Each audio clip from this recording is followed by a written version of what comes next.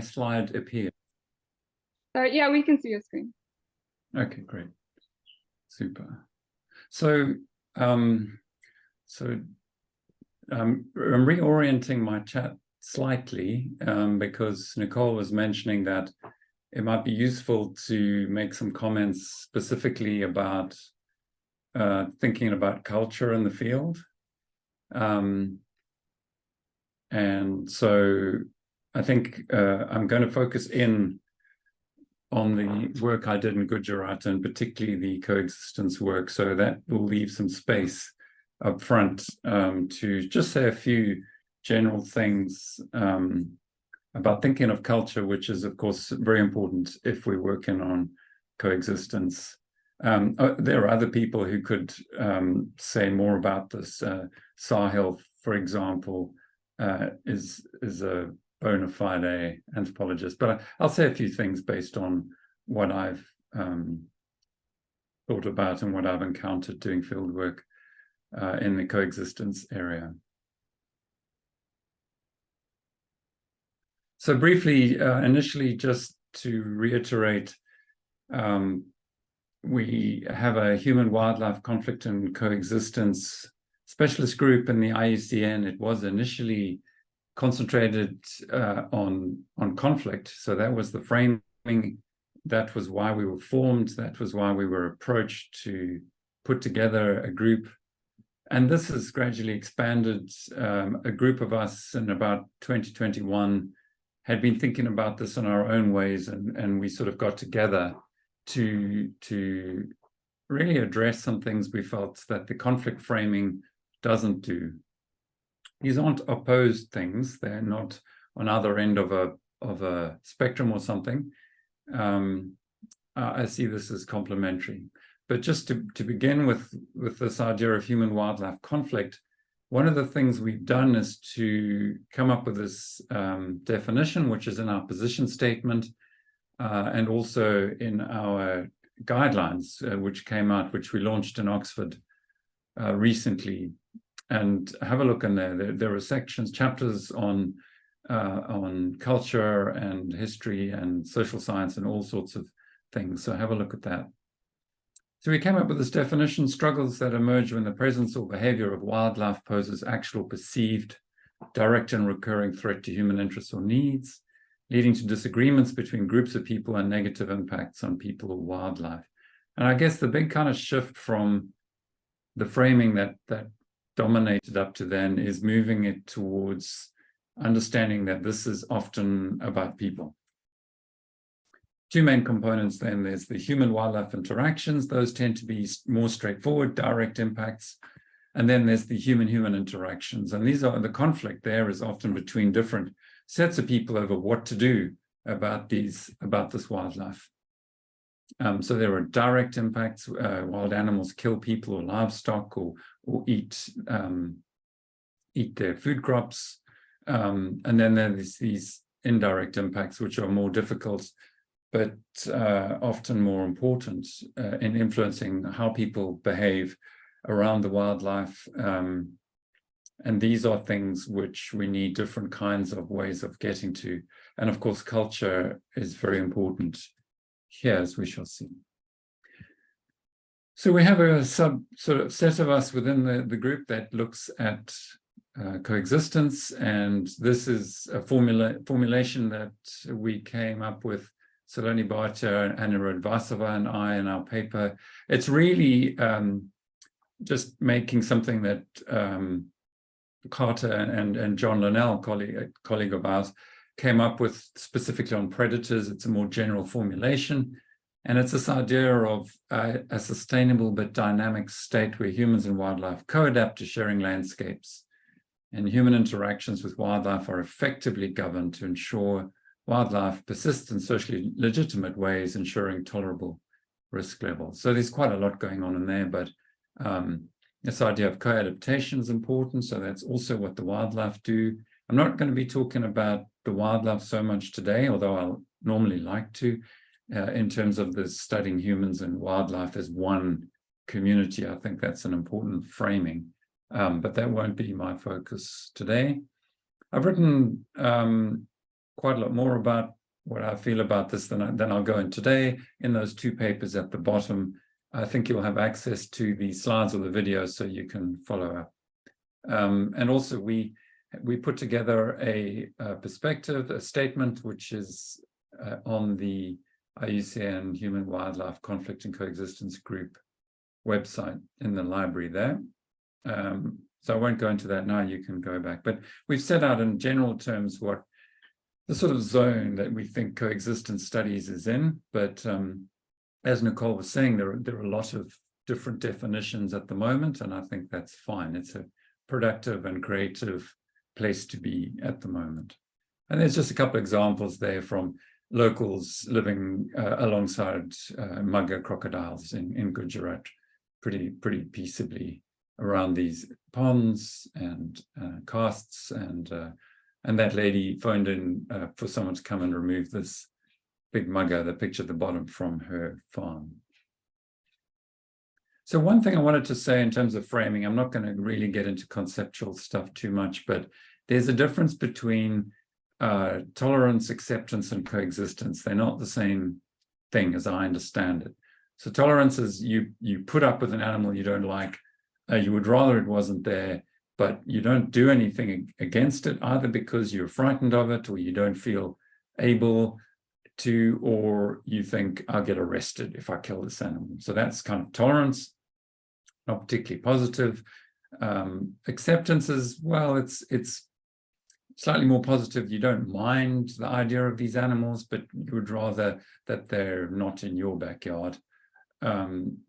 So it's a little bit more positive, but again, not really a choice. You're not going to take positive action to ensure these animals are living around you.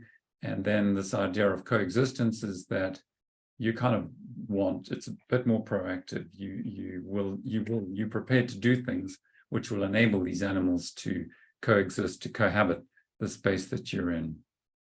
So I just wanted to untangle those things. So when you're going into a landscape and you're looking for coexistence, you need to figure out whether it's actually just tolerance or whether there's that next level going on. So in my own trajectory, very briefly, I was working on all these attacks, going through building a 65-year database, pulling out data for statistical analyses, reading all these stories, and so that I could get the data to make my generalizations and find patterns. And of course, I became aware of all these stories, these very shocking stories often, and how they affected people's lives. And, you know, the stats I've used, they are helpful. I've seen patterns. I've provided posters and advice. We can learn things about, you know, which is when the dangerous times of year are, where the dangerous places are. I also found out that some locals had very different ideas about why attacks were happening at the same time. So I had my sort of scientific explanations, but some other people had very different explanations to do with the ancestors, or bad luck, or bad behavior, or someone sending an animal to do damage, all kinds of ideas, other ideas. And so some conservation biologists are very against engaging with this. They say this is just superstition. It undermines the credibility of what we do. We must ignore it. It's wrong-headed. I think that's unhelpful for a number of reasons. For example, the fact that it simply means we won't understand why people are behaving the ways they're behaving in. But also, if you're coming in and trying to educate people out of their beliefs, or replace their spiritual beliefs in some way, what happens to their kind of cultural explanations and ways of dealing with these often random traumatic events? What are you going to offer in the place of that? It's quite a profound thing to do. I've also noticed there's been dramatically little interest in the experiences of victims, and it often just ends when the attacks happened and someone's gone in and said, yes, it was a genuine case of someone being attacked by an animal without provocation, or it was provocation. Here's some money, move on. You know, your life doesn't move on when you've lost a relative, a child, you've lost an arm or a leg. Things have changed. So we need to engage with it, and we need to be better at engaging with things which are traumatic, not just from a kind of legal management point of view, I think. Also, what I noticed was that even where some of these events are happening, remarkably, there was coexistence. And I got curious as to what motivates that. Where does that come from? You know, instead of always writing in, wanting to bring the science and tell people how to deal with it, you know, listening and learning from places where people were living in some kind of state of coexistence with wildlife where we would expect there to be conflict and there wasn't. What could we learn? So just in terms of the data stuff, I produced these guides and information booklets and infographics and posters, and these are used in schools, and there's really a place for that. But this area of culture, which I've been asked to just focus on initially, is really important, especially when we're trying to understand some of these conflicts and particularly coexistence.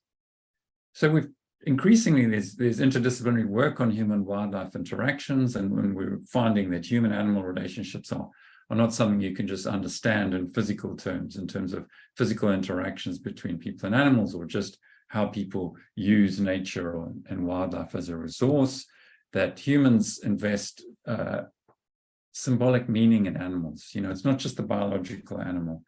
The animal means things to people, and I mean everyone. I mean researchers, conservationists, and people living in farmlands and forests. The ways in which people perceive animals and understand this relationship with wildlife shapes their interpretations and expectations of what those animals will do and how they behave. So we found that species are feared, they're venerated, they're persecuted, or they're protected for a whole lot of cultural and spiritual reasons. And so we've written a whole chapter about this in our Human-Wildlife Conflict Guidelines. There's a chapter 9 in there. So video is one of our authors. So have a look at that, just really explaining why this is something that mainstream conservationists need to get involved with. So the things about culture, of course, is it's not just something that's static and timeless. Cultures are dynamic. They're developing all the time. They're being negotiated within groups in terms of what's going on outside of groups, in the natural worlds. Otherwise, you know, living traditions are living because they adapt. The problem with this for conservationists is it makes it quite hard to generalize. You know, the classic science, you go in, you do a whole bunch of questionnaires or studies, and then you see the pattern, and then you generalize and you take that best practice and you apply it everywhere. That's quite difficult. This kind of work is much more context specific. And we are obviously trying to study as many case studies as we can to see if there are at least kind of principles and good questions that you can ask when you go into new situations and you're trying to understand what's going on culturally. In terms of methods, you know, a lot of biologists will be trying to figure out new ways of doing this. There are a lot of new ways from the social sciences of getting your head around this stuff. Ethnography, of course, is widely used by anthropologists and social scientists.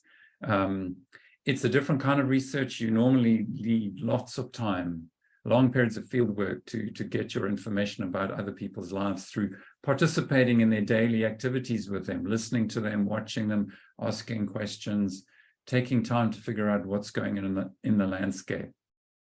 And then the kind of main themes and the questions will emerge from the data, if you like, from the context, from being in that place, from things that you hadn't ever considered before you were interacting with people. So instead of going in and kind of imposing your pre-formulated ideas and hypotheses and you know, assumptions about what the key variables are and the causal links, you actually learn a lot about how that system works and develop your questions later. So if you want to go in and do your questionnaire type approach, this should come really late in your process of getting to know how things tick here. So if you have like closed question tools, you must always remember that you're only going to get the answers that you've thought to ask, you know. So spend the time figuring out what the real key questions are, what's really going on. So I'm not going to go through these now, but they'll be here on the video or the slides. These are key questions that we put into our Chapter 9. You can also find them there on our guidelines. And these are really some key questions that we think you should ask if you're going in to study what's going on in a landscape and you're thinking about the kind of cultural dimensions and how it is that people have explained what's going on in their landscapes, have these things changed, how they influence people's interpretations of particular species. Are there key differences going on between different communities, between communities and conservationists? You know, as conservationists, we have our own ways of interpreting what's going on, our own biases and assumptions. In what ways is culture supporting conservation outcomes? In what ways is it hindering? You know, is it problematic? It can be problematic. So all these kinds of questions, I think, are some of the main things to think about. So then also in response to Nicole's question, I'll say a few things about doing field work. And I'm not an anthropologist. This is stuff that I'm trying to figure out how to do. So I was in Gujarat and the guest of the VNC, which I'll say a little bit more about, the Vijayanagar Nature Club, voluntary nature club. And we went around talking to communities, talking to mayors, village councils, to local communities, to different sets of people about what was going on. But so here's a few basic pointers. You know, you're always told when you go in and do this kind of research, you've got to get your demographic information, you know. Just further to what I said previously, this kind of stuff's useless if you don't understand how these dimensions influence social interactions. So what does it mean, you know, that somebody's from this caste group or that class or this profession or this livelihood or this gender or this age? You know, what's that going to tell you about how they interact also in your kind of focus group situations and interviews. So accessing interviews, it can be really different what's going on for people depending on which of these demographic groups they are in. So their exposure, depending on what they do, might be really different. So it might be males who are really exposed to, say, crocodiles because they're taking livestock to drink, or fishing with nets in the ponds, or in other contexts like South Africa, it's really mainly females who are doing domestic chores, washing clothes, those kinds of things. So you also need to tailor your thinking and what you're asking to who it is you're talking to. Of course, it's very important before you blunder in to get the permission of the local authorities, formal authorities, municipality, traditional authorities. Get their permission, let them know who you are and what you're going to be doing. It is their community. And it can be, of course, very helpful if you do that. Interviews are you know, you might plan your interviews and how you're going to ask all your questions, and in your mind, it's you and the person. And actually, you know, as you'll see from some of these pictures, they're pretty much social events. Everyone shows up, the relatives are there, friends might come, neighbors. Passers-by sometimes will be riding past on their motorbike and suddenly they're in the conversation. So it gets pretty interesting. It can be quite hard to focus just on the person you're wanting to talk to. And that's also for social reasons. If they're a young person or female, if there are elders there or higher caste people or men, they can dominate the conversation. They can also inhibit interviewees. In some places we went, so female interviewees might be shy about talking to males they don't know. So it's really a good idea, if you can, to have a group of people, and men and women, ideally. Of course, ideally people who are familiar or at least known to the community. And the best way, if you have the time though, is to join in. So activities that specific group of people will be doing, join them, you know, go for a walk, go with them to fetch water, whatever it is. That's a very good way of getting the kind of access you want.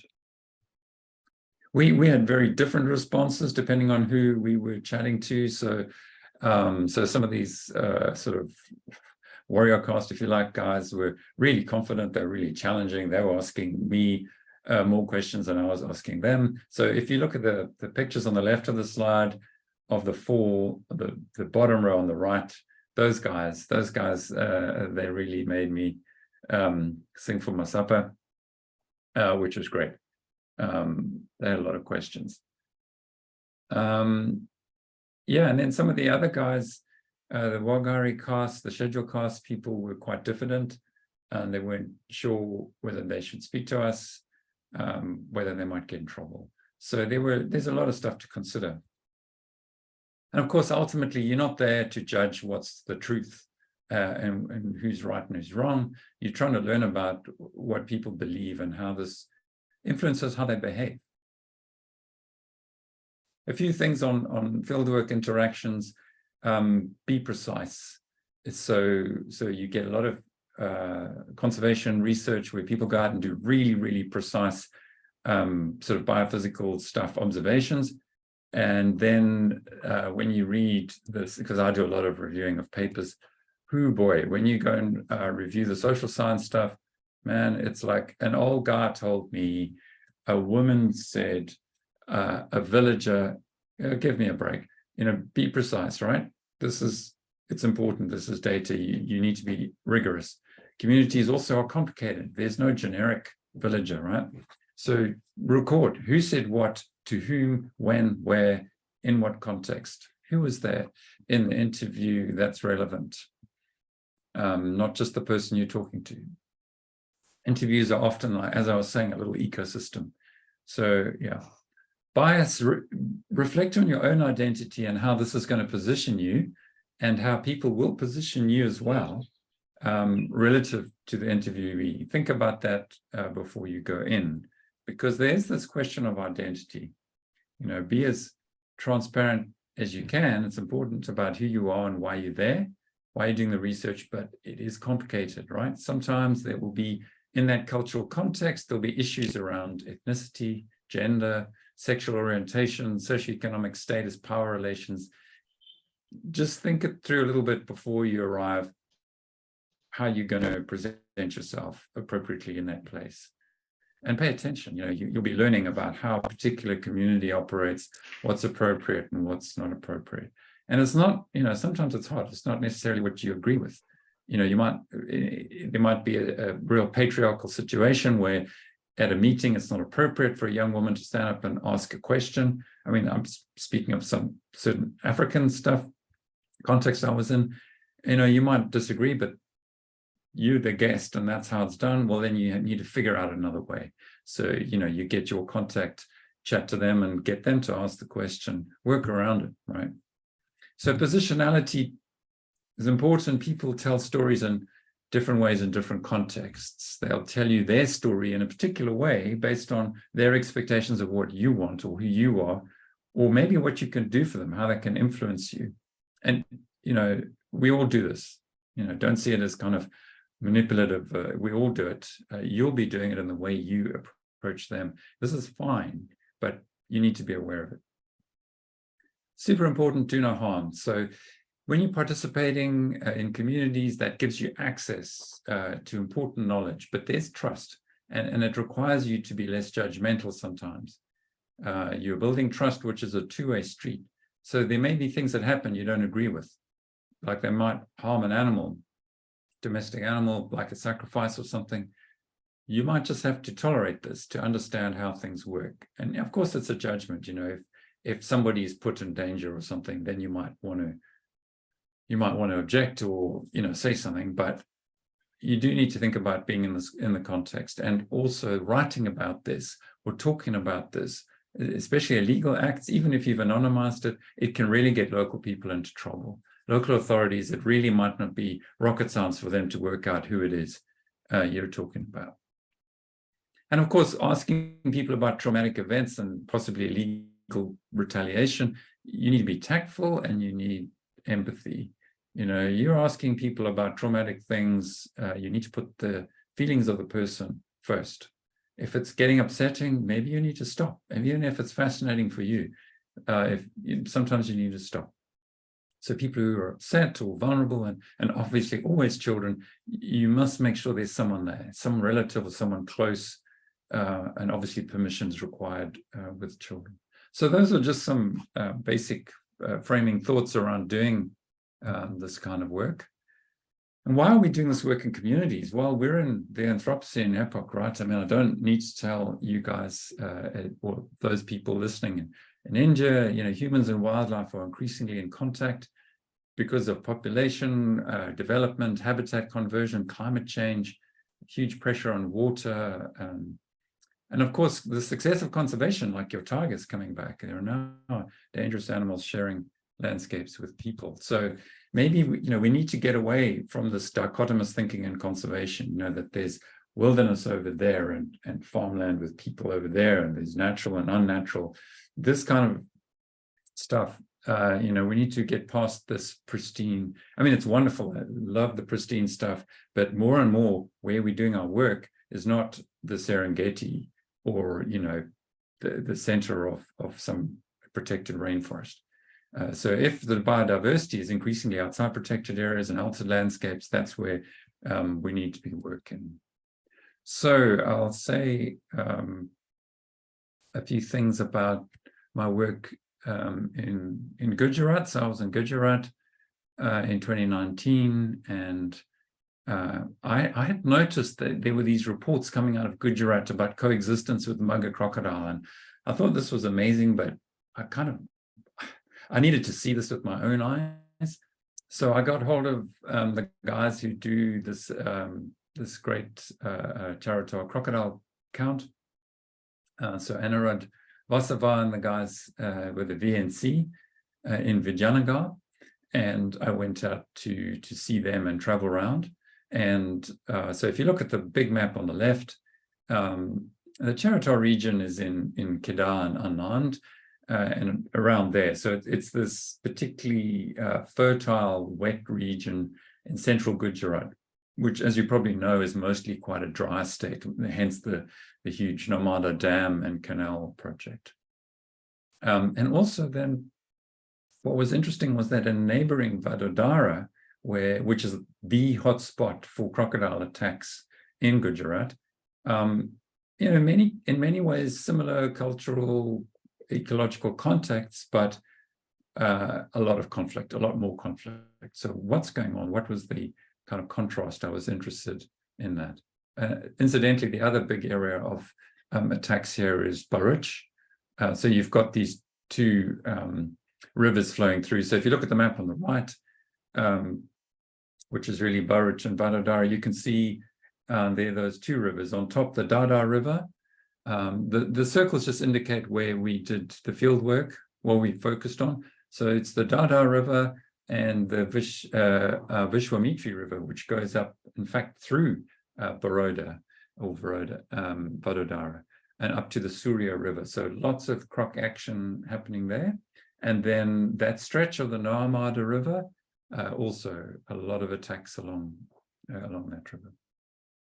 So Charata was my focus in terms of coexistence. And, this is a landscape of water. You've got these really big canals everywhere. And of course, crocodiles use these. These are like highways for crocs to get around the place. And there's the casts, the sort of mud canals. There's the villages. Each village will have its pond. Some of those ponds, so to speak, are really big. There's a bunch of water buffalo in there, and there are occasionally incidents with mugger and water buffalo. I hadn't actually appreciated just how big mugger are. They're impressive crocodiles. And of course, there's rice. So lots and lots of wetland areas, so fabulous bird life and lots going on. Not really protected areas in this area. So it really is a landscape of wildlife and people living together, working around each other. There is some degree of formal conservation. So the forestry department are there, but mainly they do what I call social forestry. So it is old school forestry oriented. They do deal with conflicts when they're reported and confirmed. They'll go out and try and confirm, was this really sort of an accident or the fault of the wildlife, if you like, or was it people being silly and then they don't get the money? And then there's a whole complicated scale of different amounts that you get paid depending on what's happened to you. In some cases, they will capture and translocate the mugger crocodiles. So they'll take them off to, like this is the Purry Edge wetland where a lot of the crocs and Anand get taken to. Of course, the problem with crocodiles is they have a strong homing instinct, so they will just come home. So it's not super effective. This is an open wetland, the crocs can leave. And they often do, and this one has been caught and is going to get taken home. So a lot of that work is done by, well, I'll get to that in a sec. The other thing is they build these crocodile exclusion enclosures for people. If you complain and your panchayat appeals to the department, they might come and build you these enclosures. The problem with these enclosures is maintenance, and of course, and there are floods and all sorts of things. Often, a lot of the ones I saw were actually not particularly safe. So because of this, a lot of the conservation around wildlife actually is done by NGOs, private NGOs, and rescuers. So I was staying with the VNC. You can see in that picture to the left of me is Dhaval Patel, who actually founded the VNC. They do amazing work of all kinds in this landscape, education, outreach, including the croc work. That's a snakes and ladders game for schools. And on my right is Anna Radvasova, who's now running it. And they do a huge amount of work. Then we have the rescuers, right? So these are the guys who go out and catch dangerous animals, which have been reported. They also do some silly stuff like these guys illegally feeding mugger, wild mugger. The idea is eventually people might, pay to see this. Well, this is extremely dangerous and a bad idea to associate food with people in this way. So the thing about the rescuers is in some cases they do useful work instead of the animals being killed. But there's a bit of the Wild West. They rescue animals that don't need rescuing. A lot of it's done for kind of social media. It's a bit, it certainly could do with some regulation, and some of these guys probably could be a little more trained in handling, especially poisonous snakes. So that's the kind of broad framework. What I was going in to look at was what was going on with this tolerance and what, how come it is that people were tolerating these animals. Well, there are religious beliefs. There's this goddess Crocodile. There are various temples to her. You can't see it very well there, but she is always portrayed on the back of a mugger. There's a story that her brother was bitten by a snake. She went to fetch the medicine to heal him. She injured herself. She couldn't walk on the way back. The mugger carried her on its back. She's now associated with the mugger. So for people who kind of pray to Crocodile or have this link to Crocodile, for some of the people, mugger are special and shouldn't be interfered with. There are also the guts, the sacred bathing places, and people believe they're safe if they swim there, including the gut there at Nareshwar. Malataj is famous for its crocodiles, where there are no attacks and people live happily alongside them. The story is the saint shown there. I think Crocodile took one of his animals, he got very annoyed and went down and did a sort of a curse on the crocs and told them that forever after they may never attack anyone again, and they haven't. They've been very well behaved. So there are these beliefs that spiritual beliefs really, that have about crocodiles, that in certain circumstances they shouldn't be interfered with and people should be safe from them. There are other dimensions going on. So as I mentioned, there are people from different communities who have quite different beliefs. So Vikram Gohil was grabbed by a crocodile while trying to untangle one of his water buffalo from some pondweed. He belongs to the community in Deva, and this community are somewhat marginalized. So some of the villagers said, no, these guys are a problem. they sacrifice animals and throw meat in the river and attract crocodiles. They deny this, and in fact, the mayor of the town said he didn't believe this was true. So there were kind of dynamics going on. Sometimes with the enclosures, certain sort of castes are not allowed to use them. That's a problem. They can't use taps that have been installed to create safe access to water, so people don't have to use the river. Some communities struggle to get access to compensation because of lack of education or other difficulties for them in accessing it. These guys were interesting. I spoke to the Vasava family in Pingawada village. You can see above the door, there's a picture enlarged on the right of Crocodile. So they lost, Vaja had been bitten, Vinu had lost her husband. They believed the croc shouldn't be interfered with because of Crocodile. This other family I interviewed down near the Narmada River, also the picture of Crocodile, you can see a picture on the bottom right. They had the picture up, but this kid, Ravi, had been taken by a croc, and they said, no, there's no link with actual crocodiles. Those crocodiles are bad, and we would like to see them gotten rid of. So it's variable, this kind of religious belief. You can't just assume, if there's a picture of the goddess, everyone sort of believes the same kind of thing.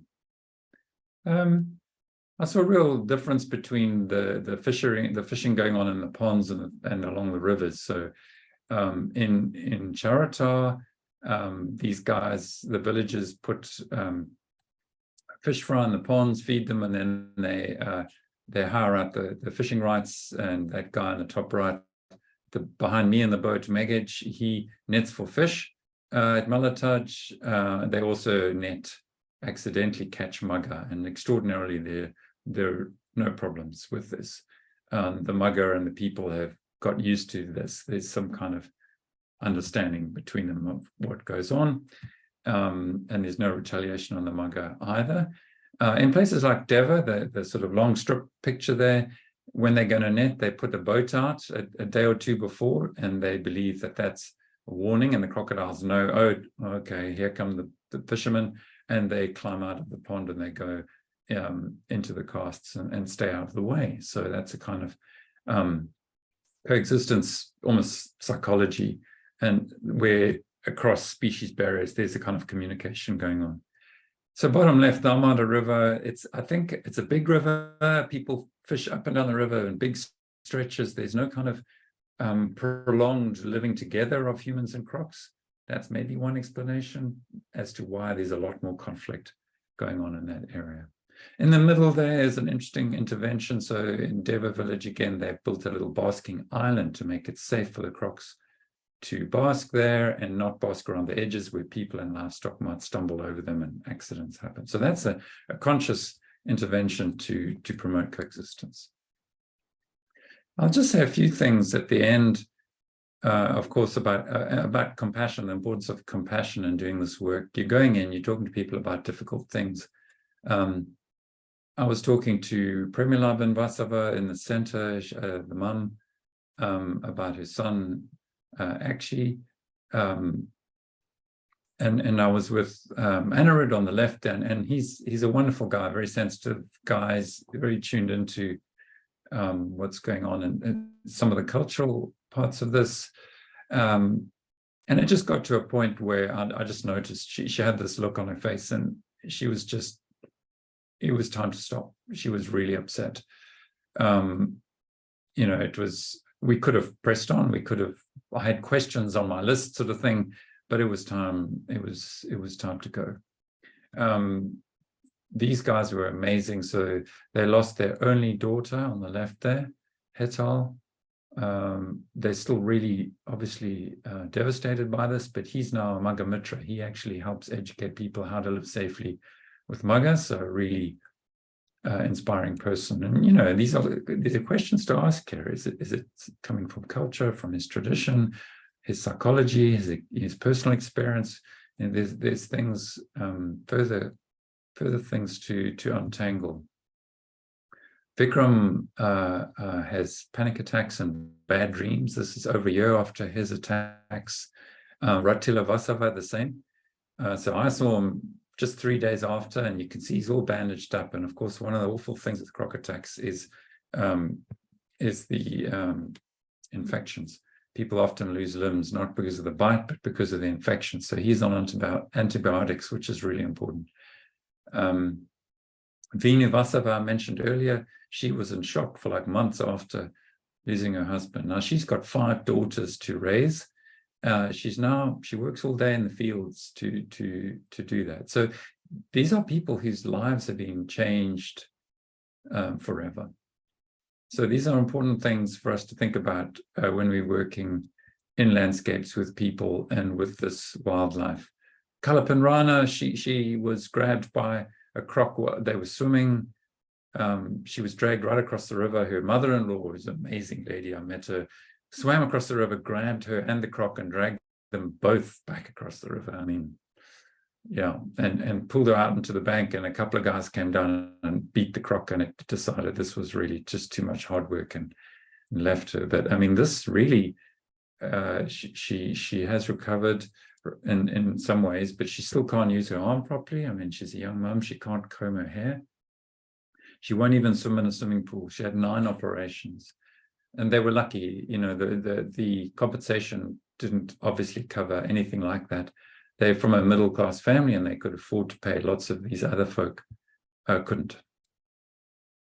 So really, if we're going into landscapes and conserving dangerous animals like crocs, we have an ethical duty to engage with the consequences. And, you know, if you're doing this, I have to say, you know, you take on, if you're empathizing, you know, you also think about your own mental health. You also need to talk to someone about it. It's heavy. But what I'm saying here is that compassion for wildlife is important, but it's also very important for these people. And you really think differently about people once you're hearing these stories. So I've written more about it in that paper I list at the bottom. Conclusions.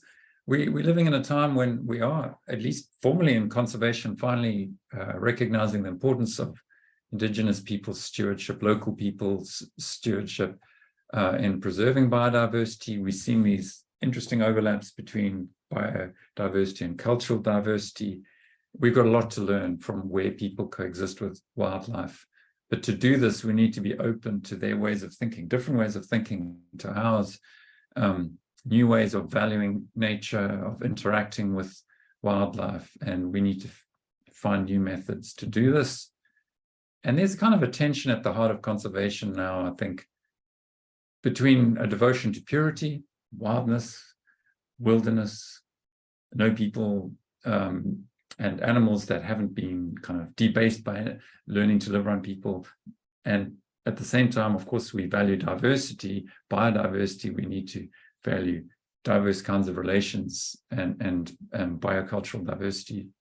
There's also this tension between this ethical commitment we have to use the best science, the best approaches to save the natural world fast. We don't want to take the time to learn other stuff. But on the other hand, we are, you know, as you can see within our IUCN group, we're recognizing there are other ways of being in the world that work. And we need to also recognize, of course, the rights of local and Indigenous people to live in these ways with wildlife, the wildlife that we aim to see.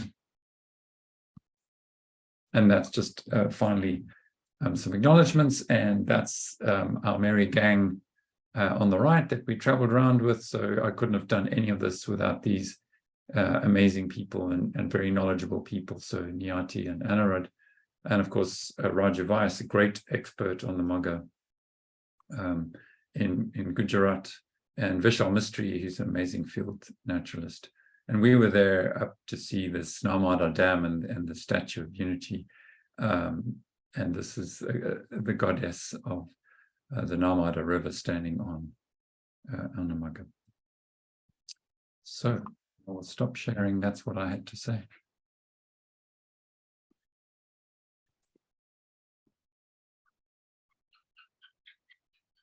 Thank you so much for that, Simon. It was really interesting to hear, and I think it's given all of us a lot to think about. And I think especially that last slide, it's a lot to take in. So if anyone has any questions, you can put it in the chat room. Vaishnavi had asked if you could repeat what you said about the Deva pond. I beg your pardon? Could you repeat what you had mentioned about the Deva pond? Deva pond. Oh, yeah. Hang on a second. I wonder if I could just show that again, actually. Yeah, so Deva pond. Oops, where is it? So I'm not sure if you meant the psychology part, hang on, I'll just show you both. Here we go.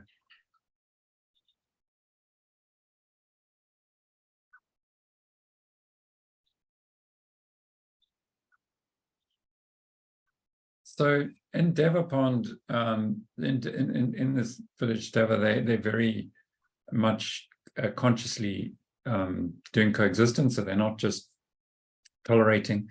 So two of the things they do, one of them is obviously one of the areas of contact and potential conflict with these village ponds is around the edges. So crocodiles are poikilothermic, cold-blooded, and so they need to spend time warming up, lying in the sunshine, and they tend to do that around the banks of the pond, and that's where people and livestock come down and access the water, so accidents happen.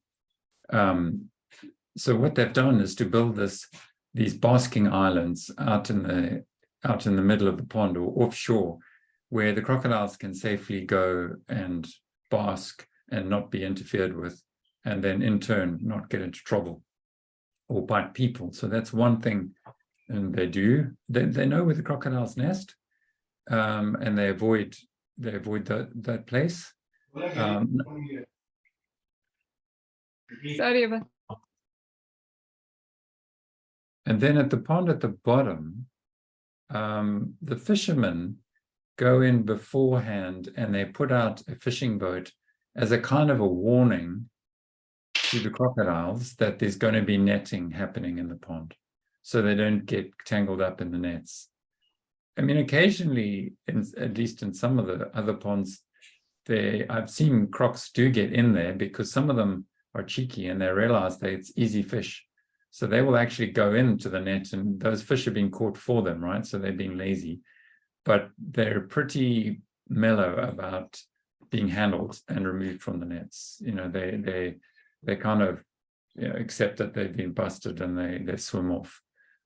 So these are situations where crocodiles and humans have gotten used to each other and certain sorts of regular activities that go on.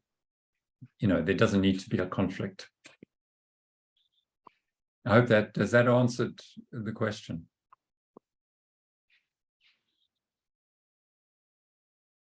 Yeah, I think so. So Irapti has asked a question. So she says the talk provided a great summary of method and ethics. Thanks for that. My question is about disciplinary representation in the study of human-wildlife interactions. So lots of work comes from biologists and biology departments who unfortunately get many things wrong because of a lack of training. But why are humanities scholars relatively less inclined to study human-wildlife interactions? It's an interesting one. I mean, that was my initial training, was actually in history, sort of ecological, history of science and environmental stuff. And my perception, this was a good 10 years back, was that the field was establishing, environmental history was kind of establishing itself, and they were kind of talking to themselves a little bit at the time. And I wanted to move beyond it and went and worked. And there was a little bit of a mythology about you won't be heard by the scientists. So I decided to test that, and I went to Imperial, and I was embedded in this really great interdisciplinary MSc in environmental, in conservation science specifically. But it was noticeable that when they said interdisciplinary, it was the same kinds of methods. So it was economists and, that kind of social science mainly. So it was a similar technique. So it was modeling, data modeling, questionnaires. And so, but people were prepared to listen and take you on if you were studying shared problems. So that's the first thing. Can you find a problem or a challenge that you share and are going to bring your different perspectives to? Great. Then you can work together. However, you then need to explain how you do what you do. And that's both ways. You can't just say, so for example, I'm a philosopher or I'm a historian. If you look at the papers published in those journals, they don't generally have a method section, right? But you can't just expect people to trust you in some way. Oh, how do you do it? Oh, that's it. That's not good enough. You need to communicate how you do what you do, and in return, you don't need to understand complex modeling and advanced statistics, but you need to understand the basic language and what it's for. So it does require people in the humanities and in the sciences to try and read each other's stuff or familiarize. And this probably works best on a project-by-project basis. And there are real differences in power dynamics in these things. And you must remember, people don't have much time, often in academia, and they're competing for money. And so there are assumptions. And the landscape within environment studies generally has been science, natural sciences, social sciences, humanities somewhere. And so that kind of stuff needs addressing up front. You need to say, everyone who's here needs to be here. You need to agree on this. You need to talk about the different methods used and agree how it's going to work and how it's going to get integrated, importantly, as well, because people get together at the beginning of a project. Great, it's interdisciplinary, they get the money, then they all go off and do their own thing. Then they all come back together and have an argument about who's most important, should we share data, where we're going to publish this stuff. These are conversations to have, I urge you, at the beginning of what you do. And humanities are the least known in this regard. I don't think it's any longer true to say they don't engage. I mean, there's Mira, Anna Uman, there are various historians with people with historical training beginning to engage, but look for them, find people. If you think, oh, right, history is really important in this context, find someone who does history on your region or your area, or there are more and more philosophers, Tom van Duren and other people, there's a center in Oslo. There are folks who work on dimensions of human-animal interactions. We need to encourage the animal studies people to spend less time with their budgies and their cats and their parrots and come and study some wildlife. Anyway, I hope that's some kind of rambling answer.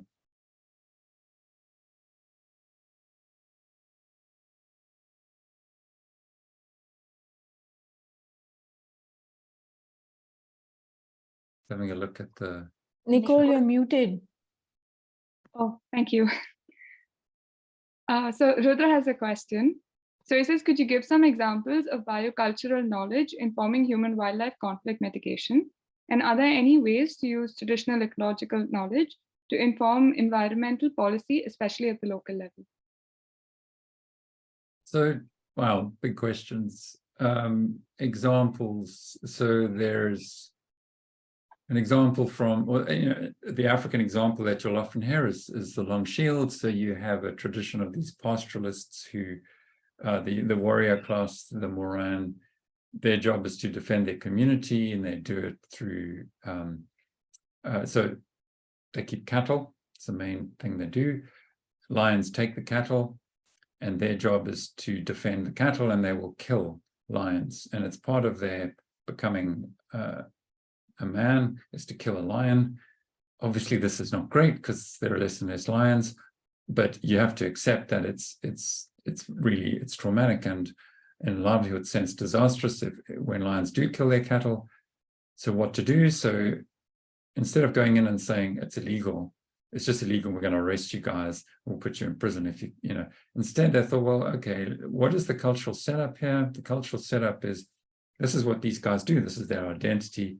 Well, maybe we could work with that. So what they do now is these Moran are trained to track lions, so radio telemetry, and they have a lion each that they're kind of mainly responsible for. And so they still protect the community, but they know where the lions are and what they're doing. They warn people, they frighten the lions away, but they've also become attached to these lions, and these lions no longer get killed. So this is a really interesting example of where people have been involved. Because, also often these local people are the best people. If you want to know where the animals are, they're the best people to ask where the animals are. And so what else? There are, in the Philippines, I'll give another example. In East Timor, croc example, managers tend to think, so there's been an uptick in attacks. Managers think, okay, we will go in there, we'll find these crocodiles, we'll kill them or remove them. And it's turned out to be a lot more complicated, because local people say, wait a minute, crocodiles aren't all the same. And this is a good thing. This is something I've noticed across many African communities. Crocodiles aren't all the same. So when the European settlers were there and someone was attacked, the response is, oh, crocodiles are man killers. That was the gender term. Let's kill them all. Whereas communities tended to say, no, that's a problem, crocodile, we deal with that one. The East Timorese say there are ancestor crocodiles who will not harm us. We know them. They live here, they have ancestors in them, you may not kill them. There are messenger crocodiles that are sent to punish people who have done bad things, and it's their fault. And those crocodiles should not be killed. But there are also crocodiles that have come in from somewhere else. We don't know where they are. Those crocodiles you can take. So it's complicated. It's problematic. Some Aboriginal communities will say it's safer. This is in Australia. If you come in and kill large crocodiles, you can make a situation unsafe, because that's a big crocodile that's lived here a long time. It's survived by keeping away from knowing how to behave around people. Accidents happen. If that crocodile, somebody stood on it or provoked it, and the crocodile kills that person, and you kill that crocodile, a whole lot of crocodiles might come in from other places. We don't know them, they don't know us. It's going to be a dangerous situation. How do you integrate this into policy and governance? Well, that's a whole question about how policy is developed and who's involved in that. And I really feel that policy needs to involve local peoples. Otherwise, when you're not there, it's not going to work anyhow, right? So there's a lot of work done. I don't know if you've seen IPES. IPES has just done a big publication on how to recognize and integrate Indigenous beliefs into policy. So there's some really good thinking, some quite systematic thinking out there on how this should be done. And sometimes it is not easy. There are a lot of social prejudices and biases to overcome. Scientists saying, well, what do these people know? Or people saying, well, these people are from some class or caste that I don't think belong in this conversation. Well, clearly, if those people are living in that landscape, they belong in that conversation. That needs to be negotiated.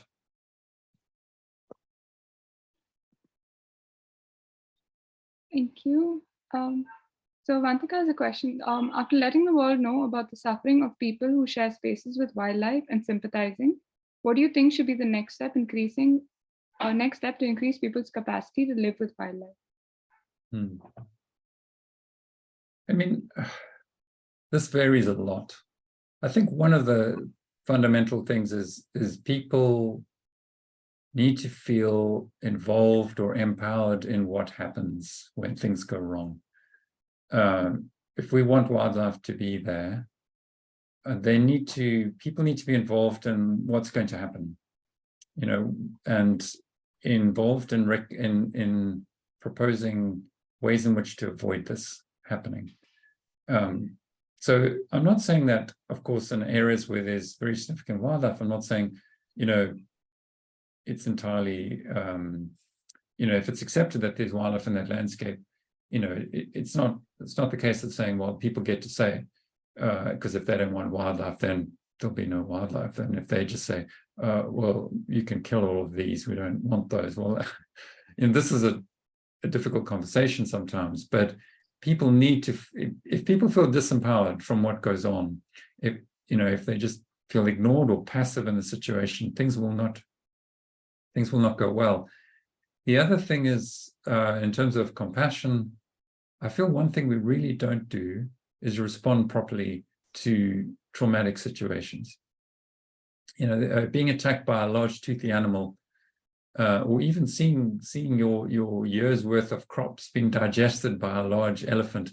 I mean, this is not good. This is traumatic stuff. When you respond to that, you don't want to send in some forest department person with big boots on, whose job really is to work out whether this is genuinely a case that there should be compensation or not. It would be much better to have first response from somebody trained in dealing with trauma, and ideally someone who understands how this sort of thing is handled locally. Yeah, I mean, I could say a lot more, but those are a few thoughts.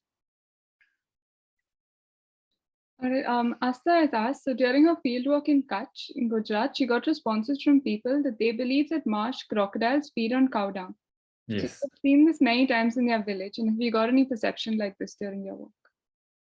Yeah, that's really interesting. So the cow dung retains heat, and the crocodiles come out, especially when it's cold, cooler, and to warm themselves up, so they lie next to it. And people don't see them catching their prey, and they don't seem to eat animals or people. So there's an assumption made that they live on the cow dung. They don't. I mean, there's this famous story of the vegetarian crocodile. I'll avoid commenting on that. That would be unwise. I like to say, when I'm in communities, that I know quite a lot about the sort of common and garden civilian crocodiles, but I accept there may well be spiritual crocodiles and dimensions to crocodiles. I'm not qualified to comment on those, but it's a real, it can be a real problem sometimes, because beliefs can make people feel safe in situations they're not safe, and that's difficult. If the probability of attack is statistically really low, which it often is, well, maybe you have to live with it. But what you can, instead of taking it head on, the guy, I speak to a guy fishing on the river, and I say, do you know, I'm here because a guy was killed, just over there. One of the slides I showed, you see all the guys crossing the river with their cattle. I went to literally 25 meters away, there's a little branch of the river where a guy had been killed by a croc, and the croc was there, and it was a really big croc. But you talk to them and they say, oh, well, it's too far to go around. I have to do this every day, or here's my magic tooth, I'm protected. Okay. What you can do is at least talk to schools, talk to kids, tell them what you know about croc behavior and what's been going on. And, that's something you can do. So yeah, it's a good question. Because sometimes those beliefs go contrary to what you might recommend. All right, thank you. So Janita has asked, so compassion for wildlife, especially among victims of wildlife attack, can be difficult to attain. But for those who do, like Hemant, what are the factors that contribute to this: religion, culture, or awareness? Yeah, so this is what we really need to find out, I think, a lot more about. So, I was talking with Sahil Nijawan about this, and of course, just the other big concern there is where this is disappearing. So where it might be cultural, coming out of cultural beliefs. Well, things are changing, young folk are moving away, or might not believe these things anymore. We're really interested in finding out why it is exactly it might be cultural. And when you say traditions, yeah, I mean, so this fishing thing is not really spiritual, but it's a tradition. It's a livelihood practice that's developed, and a relationship that's developed between the crocodiles and the fishermen. The fishermen are mostly male, not doing the netting. And so that's really interesting. I mean, that's something, that's a particular practice that we can learn from. And I think people like Hetal, amazing. I mean, Hetal's dad is an amazing person, because I'm not sure. I think he's just, and maybe he's just a remarkable person. He's suffered this tragedy, and what's he going to do with it? I mean, he doesn't appear to have a think it's a spiritual thing to do with Kodia, for example. I mean, he said that's a good way to speak to people who do believe in her, but I don't think that's his personal motivation. So we must be careful about generalizing these things as well. It can be tempting to say, to speak in simplistic ways about forest people or Adivasi people or indigenous people, and that they have this deep spiritual connection. Maybe sometimes, but there might be other reasons why people are behaving therein. So we need to be curious and find out exactly what's going on in the particular landscape.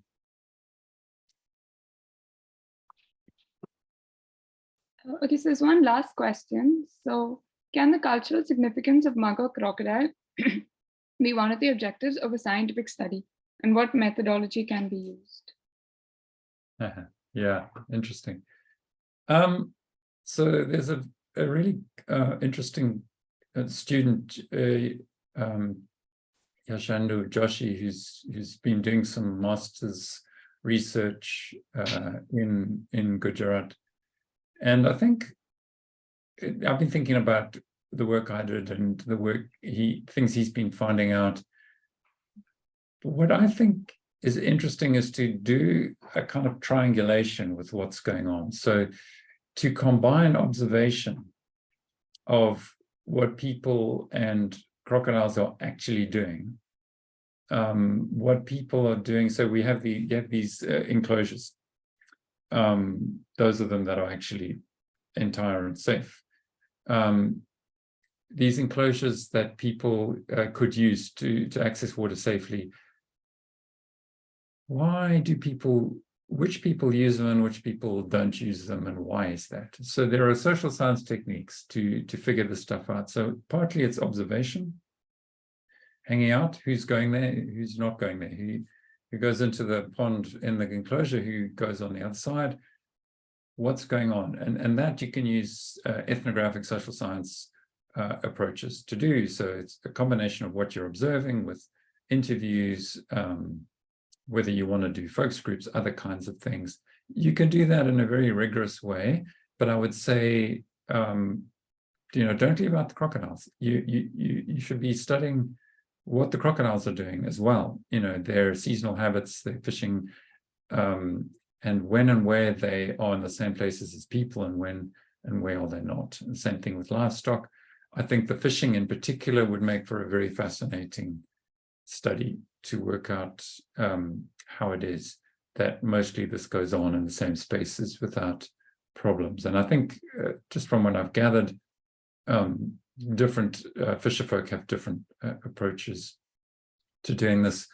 So if you do this spatially, within the environmental context, the season, I think you can do this as a rigorous study. I don't think the cultural stuff needs to be studied apart from it, but it's very important to be talking to those people about what it is, why it is they do what they do. I mean, why do they feel safe, say at a gut?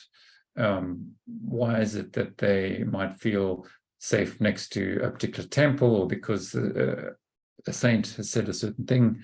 Those are things which are influencing behavior, and that's ultimately what we're doing. You can observe the behavior, and then the kind of cultural level is trying to figure out, why, what is motivating that behavior. And speak to spiritual leaders. They're very interesting people, and they're people who it would be wonderful if they were more involved in conservation work, articulating these things.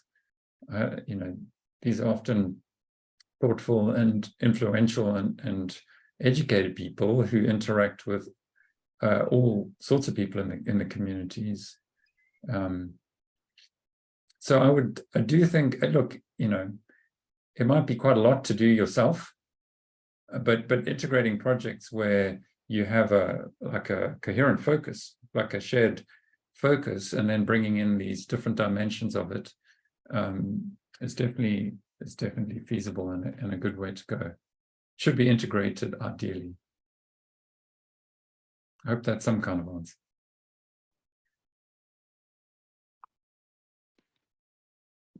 All right, so I think we covered all the questions that were in the chat room. Is there anything else that you would like to add? No, just it's always good to put your thoughts down in some sort of order, and really interesting questions. So and of course I think India is a particularly fascinating place to be trying to get your head around. Any notion that cultures and traditions are something from the past and we're now in the modern world is just nonsense, and it's so obvious. All of these elements are going on, all of these things are important, and they're changing all the time. So it's a real challenge for us to figure out what's going on in these shared landscapes, and I think culture is a big part of that. Cultures, by the way, one last thing, cultures also, it's not just people who live in forests who have, we have culture, conservationists have culture, the forest department has culture, and all of that influences what goes on. So when you do culture, it's not going to try and find someone who lives in the forest. Cultural work covers all of the dimensions and all of the people who are involved in these landscapes. That's what I have to say. All right, thank you so much for talking to us, and thank you everyone who joined. So if you would like to get the recording of this session, so we'll upload it in a day or two, and all of our previous seminars are also on our YouTube channel. So you can find all the recordings there. And yeah. Super. I'm sure there's lots more questions, but I think I'm going to lose my voice soon. So I appreciate everyone who asked questions. That was really helpful. Great. All right. Thank you so much. Thanks.